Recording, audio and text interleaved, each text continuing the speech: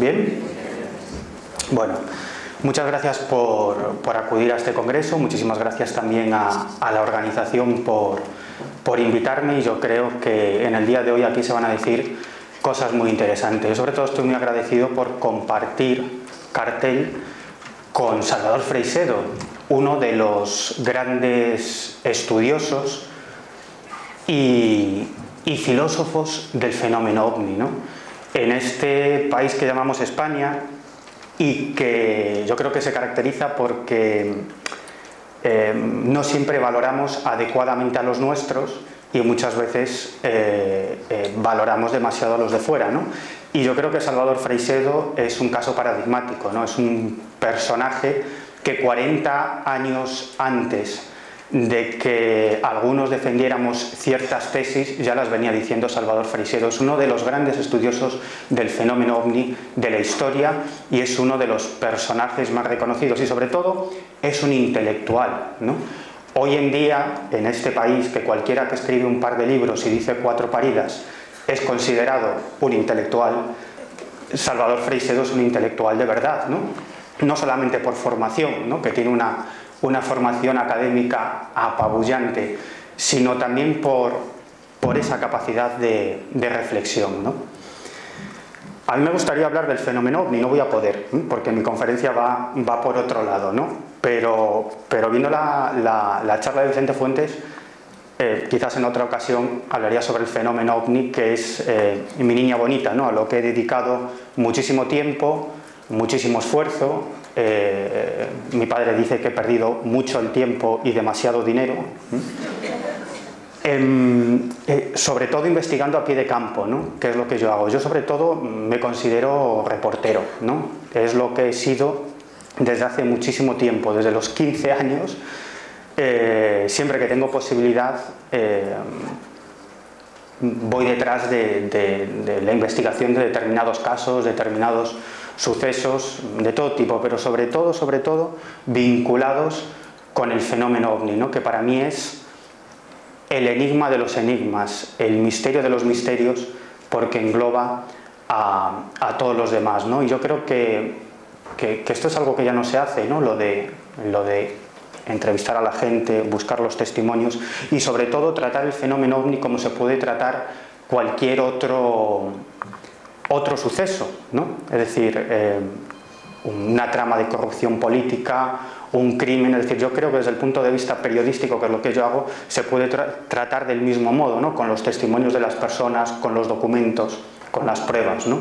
Que yo creo que es el camino, y sobre todo con una visión crítica y con el deseo siempre de buscar la verdad. Yo también creo que todos nosotros, los personajes como yo, dentro de 100 años seremos recordados quizás con una sonrisilla, ¿no? Somos personas en general, ¿no? Muy ilusionadas por lo que hacemos, probablemente es lo único que tenemos, ilusión, ¿no?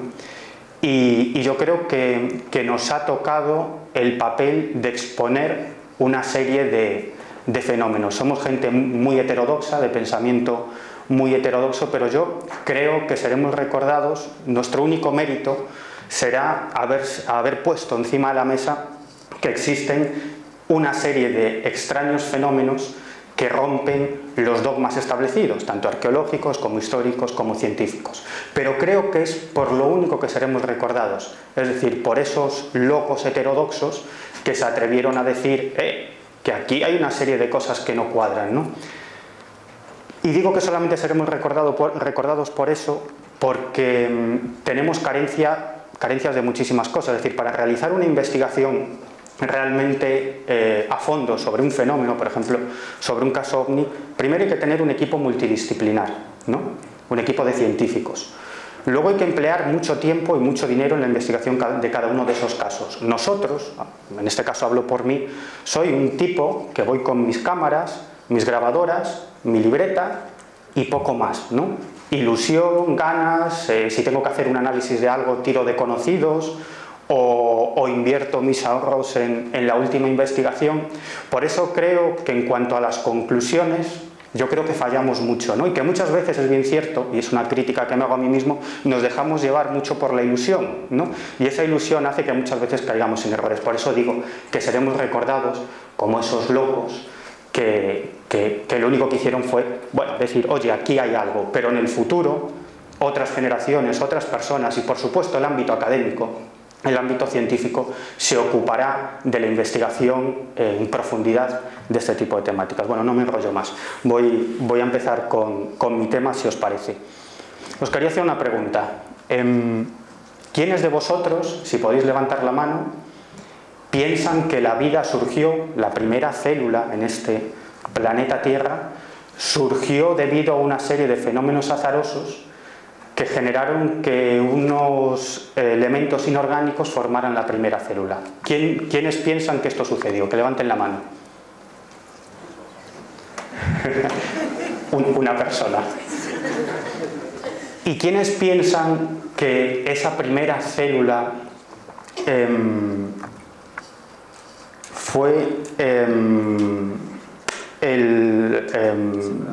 creada por una civilización extraterrestre? Es decir, que esa primera célula llegó a nuestro planeta ya formada. Es decir, que en realidad somos producto de la ingeniería genética de otra civilización. ¿Quién lo piensa? Vale. Bueno, debéis saber que actualmente incluso los astrofísicos, los biólogos y los microbiólogos más ortodoxos, la mayoría de ellos defienden que la vida llegó del espacio.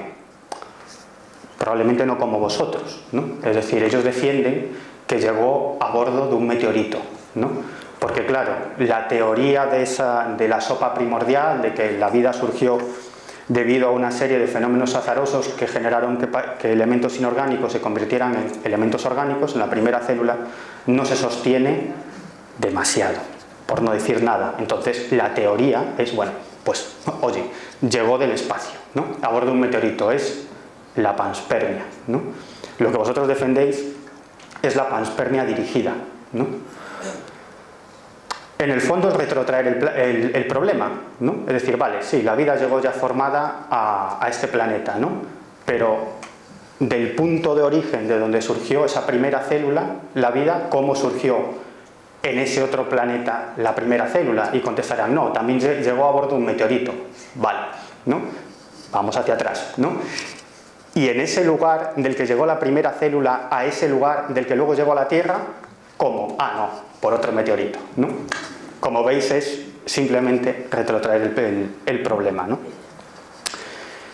Todos hemos estudiado en el instituto y en el colegio, todos, la tesis de la sopa primordial, que en el colegio nos lo enseñaban no como una tesis, sino como una verdad indiscutible, ¿no?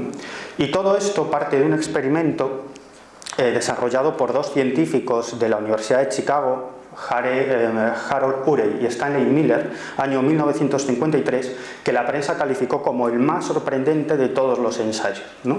Bueno, ya sabéis lo amarillistas que somos los periodistas, ¿no? Realmente nada que ver, ¿no? En realidad, lo que hicieron estos dos científicos de la Universidad de Chicago fue crear una mezcla de moléculas simples de metano, amoníaco, hidrógeno, vapor de agua, y todo ello en una vasija con agua, ¿no? Es lo que llamaron la sopa primordial. Luego esa mezcla, a esa mezcla se le aplicaron una serie de chispas eléctricas que lo que pretendían es hacer la función de los rayos primordiales. Es decir, según esta tesis, toda esta serie de elementos inorgánicos en un medio acuoso recibieron el impacto de una serie de rayos y a partir de ahí se crea la vida, se crea la primera célula. Siguiente imagen. Bueno, ahí veis lo que podría ser ese elemento acuoso y la sopa primordial. Siguiente imagen. Y el famoso rayo primordial. Siguiente imagen.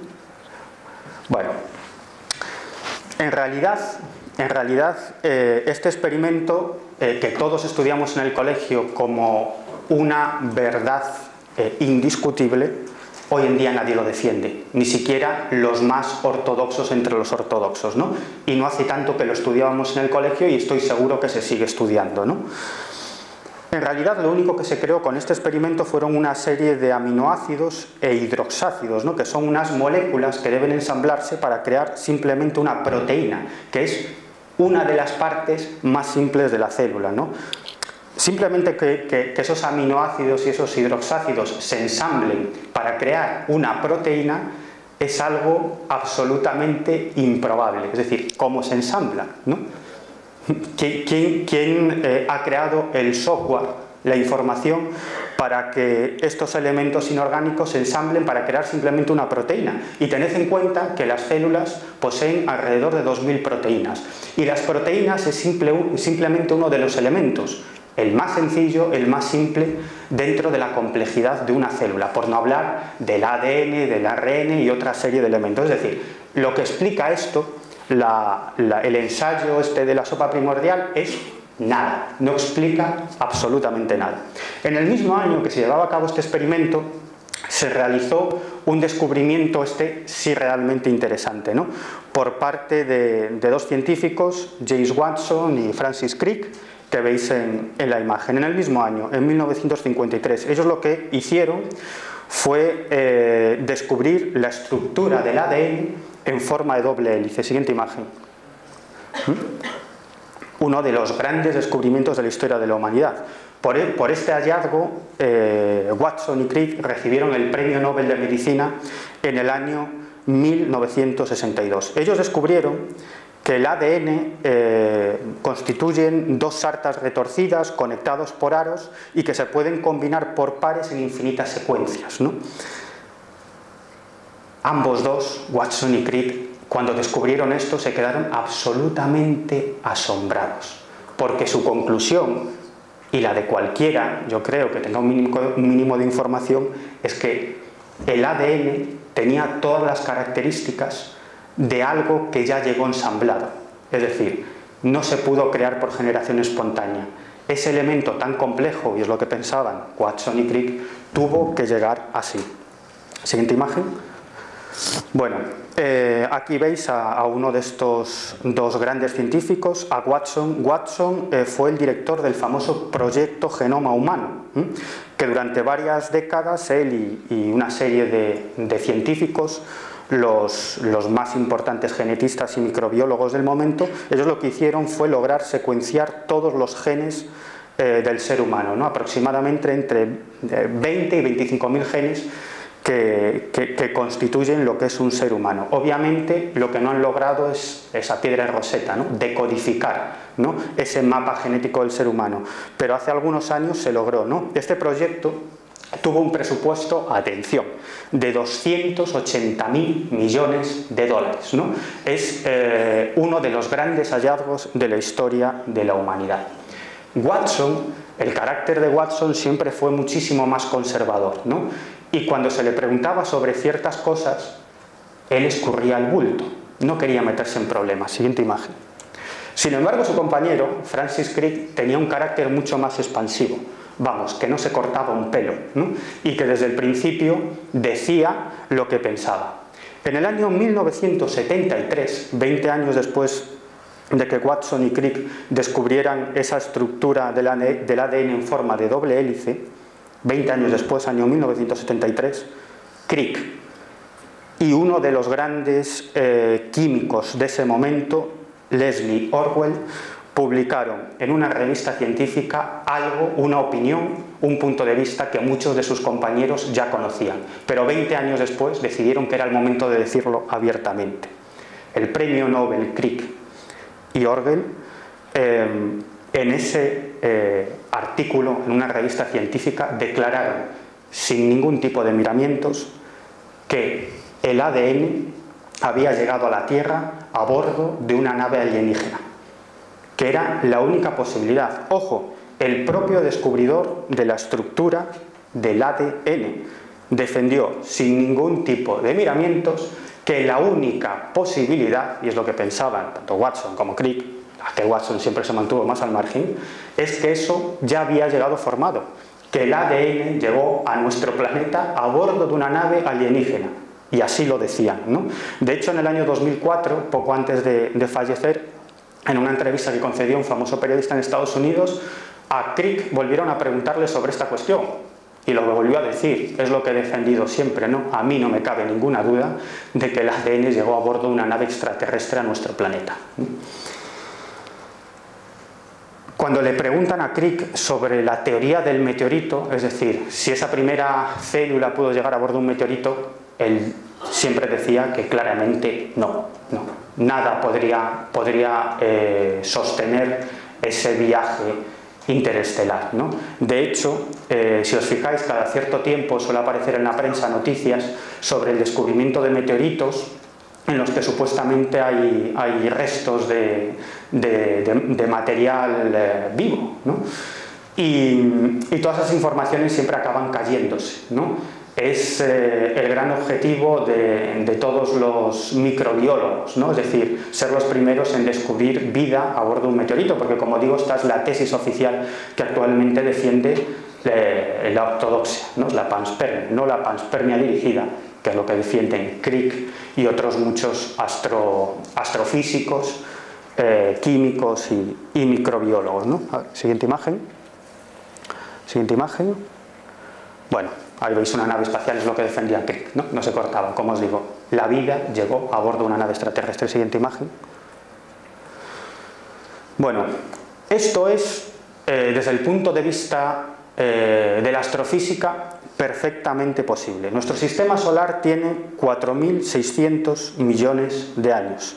Sin embargo, se sabe que hay otros sistemas solares que tienen aproximadamente 10.000 millones de años e incluso más, hasta 12.000 millones de años.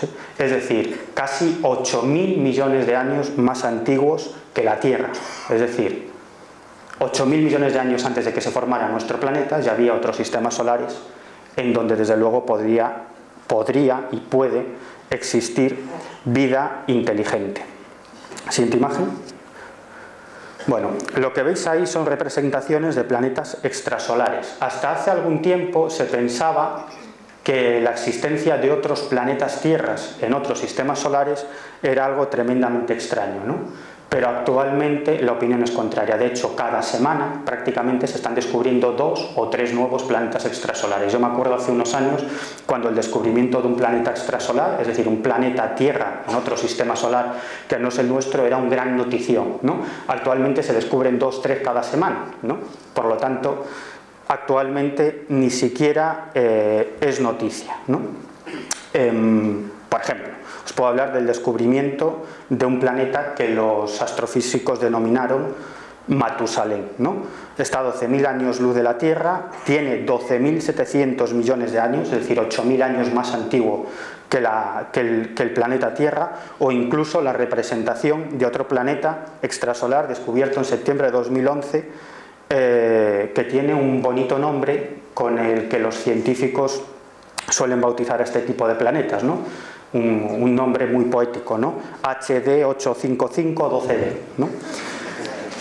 Bueno, pues este planeta, el HD 85512b, se encuentra en la región de habitabilidad, lo que los astrofísicos llaman región de habitabilidad, es decir, que no está ni demasiado cerca ni demasiado lejos de su Sol, ¿no? Si está demasiado cerca, las temperaturas serían elevadas y difícilmente podría existir vida. Si estuviese muy alejado, todo lo contrario, las temperaturas serían bajísimas y eso sería un bloque de hielo, ¿no? Es decir, este y otro puñado de planetas extrasolares que se han descubierto se encuentran en la región de habitabilidad, es decir, con condiciones similares a la Tierra, donde se puede desarrollar vida inteligente, ¿no? En el caso de este planeta, esta es simplemente una representación. Los astrofísicos incluso lograron acceder a datos de su propia atmósfera, ¿no? Su superficie está cubierta en un 50% por nubes, ¿no? Nubes que lo protegen del sobrecalentamiento, ¿no? Con lo cual es posible la existencia de vida inteligente en este planeta, y este es uno de tantos. Siguiente imagen. Bueno, en el año 2012 uno de los centros científicos más importantes del mundo, el Instituto Niels Bohr de la Universidad de Copenhague, llegó a una serie de conclusiones, ¿no? Una de ellas en relación a la existencia de vida extraterrestre, ¿no?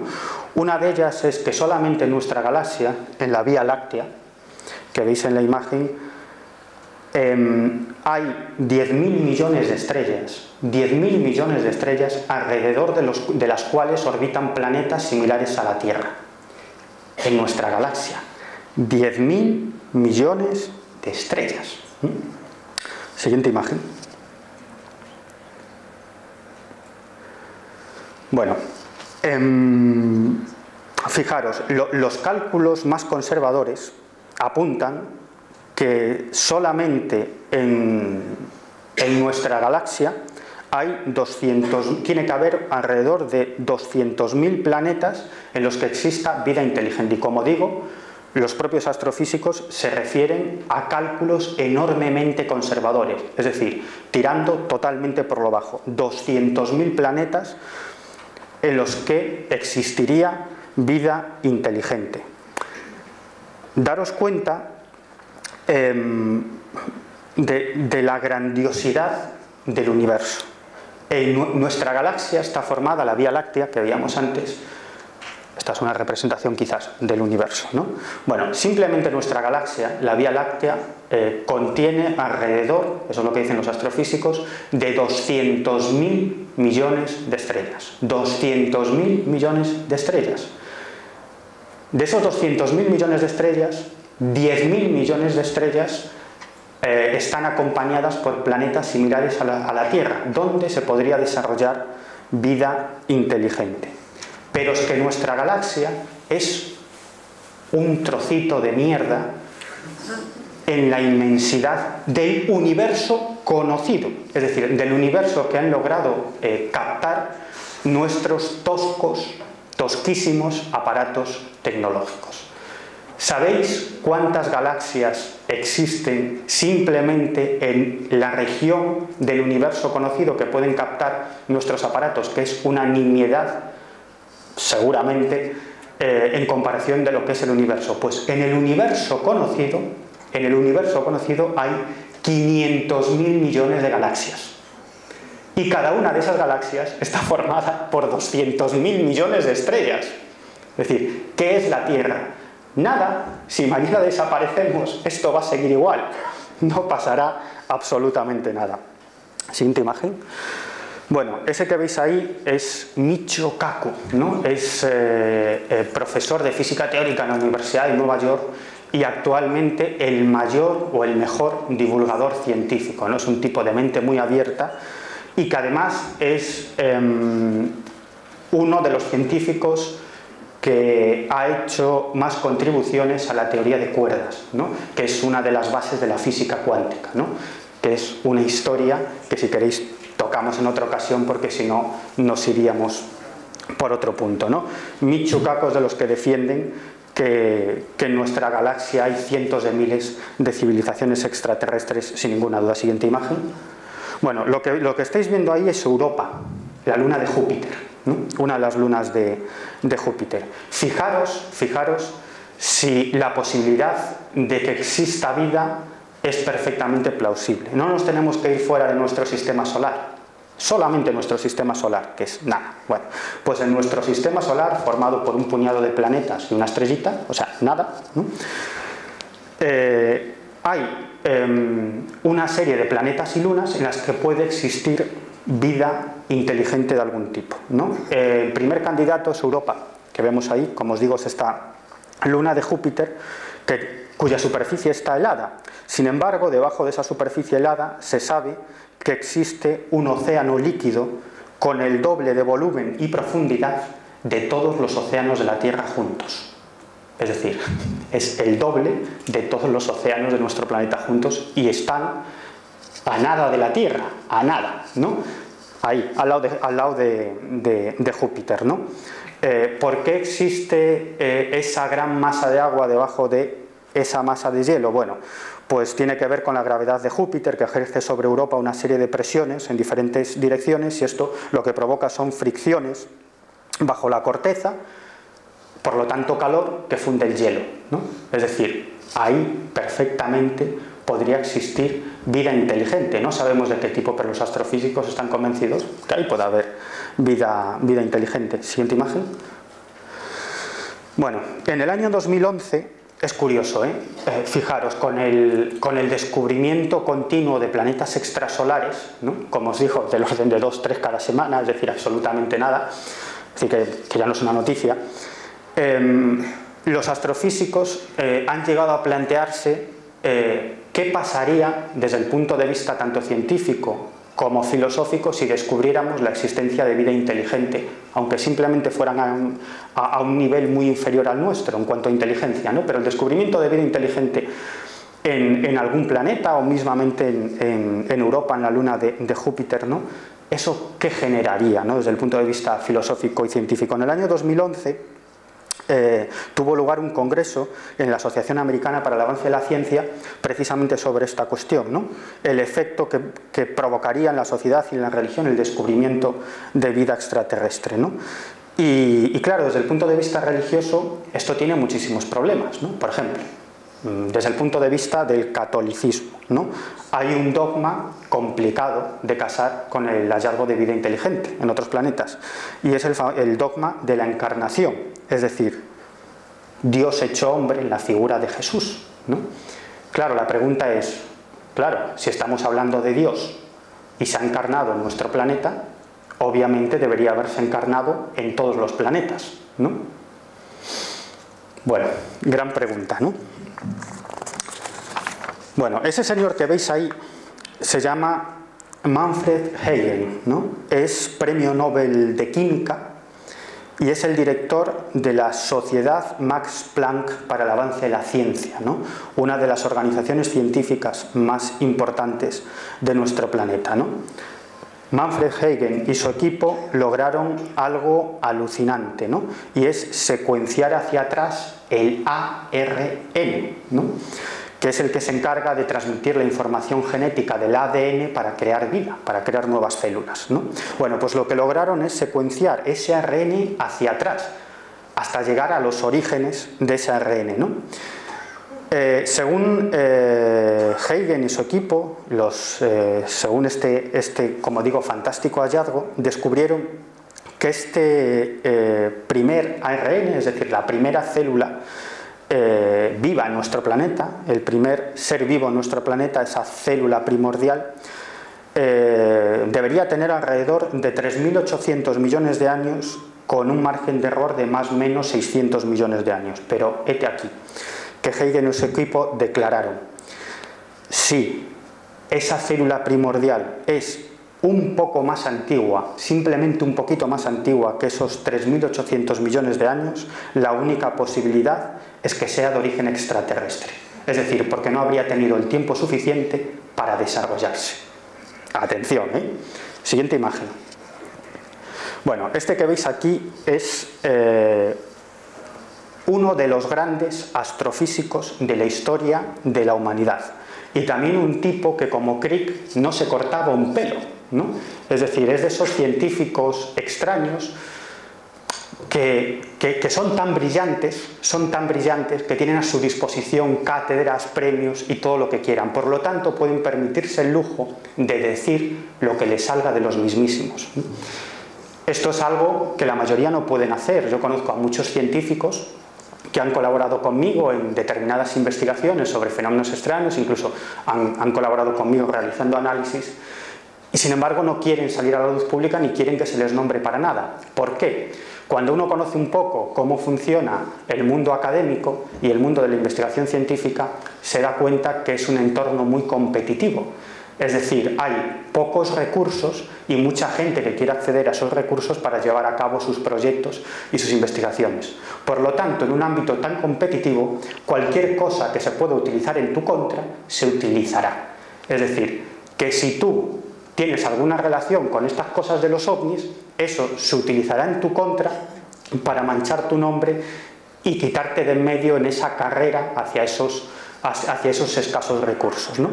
Pero como digo, hay gente tan brillante que es imposible apartarla, porque son tan brillantes que pueden acceder a lo que quieran y por lo tanto pueden decir lo que les dé la gana. Es el caso de Sir Alfred Hoyle, que fue director durante muchísimos años, nada más y nada menos que del Instituto Astronómico de la Universidad de Cambridge, ¿no? Bueno, pues Hoyle tampoco se cortaba. Decía, bueno, eso que defienden los evolucionistas de que una serie de elementos inertes formaron la primera célula, no hay Dios que se lo crea, ¿no? Es más, en base a una serie de cálculos estadísticos, Hoyle y otros astrofísicos calcularon lo siguiente: ¿qué posibilidades hay de que la primera proteína se formase por azar? Y como os he explicado antes, la proteína es simplemente uno de los elementos, el menos complejo, de la célula, ¿no? Y hay 2000 proteínas en cada célula, que deben ensamblarse de una manera concreta, ¿no? Es decir, nada, ¿no? O sea, y simplemente la formación de una proteína que es nada, ¿sabéis cuántas posibilidades hay de que se formara al azar? 1 entre 10 elevado a 113 ceros. Es decir, poner 113 ceros después del 10, ¿no? O sea, una cantidad inimaginable. Desde el punto de vista estadístico, cualquier cosa que sus posibilidades sean mayores de 1 entre 10 elevado a 50 ceros nunca ha pasado en la historia del universo, ¿no? Y fijaros, para una proteína, simplemente para una proteína, el azar indica que la posibilidad es 1 entre 10 elevado a 113 ceros, 113 ceros después, ¿no? Pero, ¿qué posibilidades estadísticas hay de que se formaran esas 2000 proteínas necesarias para una célula por azar, ¿no? Bueno, pues los cálculos son 10 elevado a 40.000 ceros, es decir, 40.000 ceros después del 10. ¿Y qué posibilidades hay de que esas proteínas se ensamblaran, apareciera, no se sabe cómo, el ARN, el ADN y el resto de la célula? Inimaginable, ¿no? Inimaginable, no se puede ni calcular porque nunca ha pasado.